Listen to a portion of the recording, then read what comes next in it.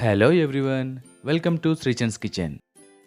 చీకట్లను తరిమేసే దీపావళి మీ జీవితంలో కొత్త వెలుగులు తీసుకురావాలని కోరుకుంటూ మీకు మీ కుటుంబ సభ్యులకు హృదయపూర్వక దీపావళి శుభాకాంక్షలు. ఈ వీడియోలో మనం కాజు కట్లీ లేదా కాజు బర్ఫీ ఎలా తయారు చేసుకోవాలో తెలుసుకుందాం. ఈ కాజు కట్లీని తయారు చేయడం చాలా సింపుల్ అండ్ ఈజీ. ఎవరైనా సరే ఫస్ట్ టైంలోనే ఈజీగా తయారు చేసేయచ్చు. పండగలు వచ్చినప్పుడు లేదా బర్త్డేలు వచ్చినప్పుడు ఈ స్వీట్ చేసుకుని పెడితే చాలా స్పెషల్గా ఉంటుంది. స్వీట్స్లో కాజు కట్లీకి ఉండే ప్రత్యేకతే వేరు. మరి అలాంటి స్వీట్ని మనం ఎలా తయారు చేసుకోవాలో ఒక్కసారి చూద్దామా?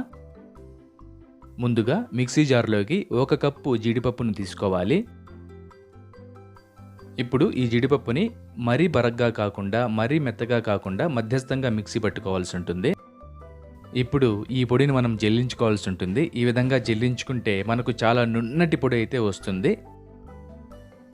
ఈ విధంగా ఫైన్ పౌడర్ వస్తుంది. తర్వాత స్టవ్ పైన పాన్ పెట్టుకొని 1/2 కప్ పంచదార వేసుకుందాం.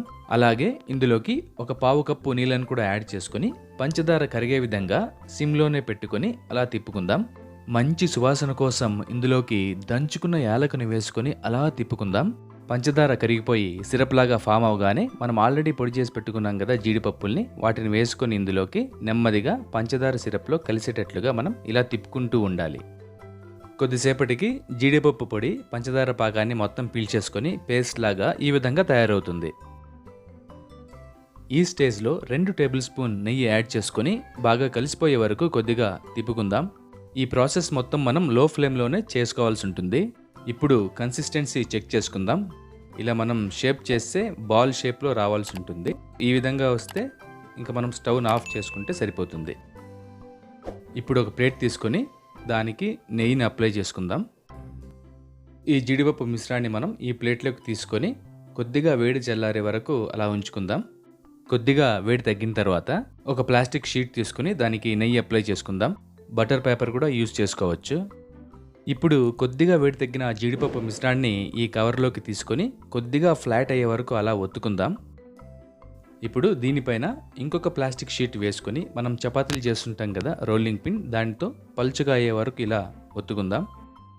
థిక్నెస్ మనకు ఎంత కావాలంటే అంతవరకు చేసుకోవచ్చు.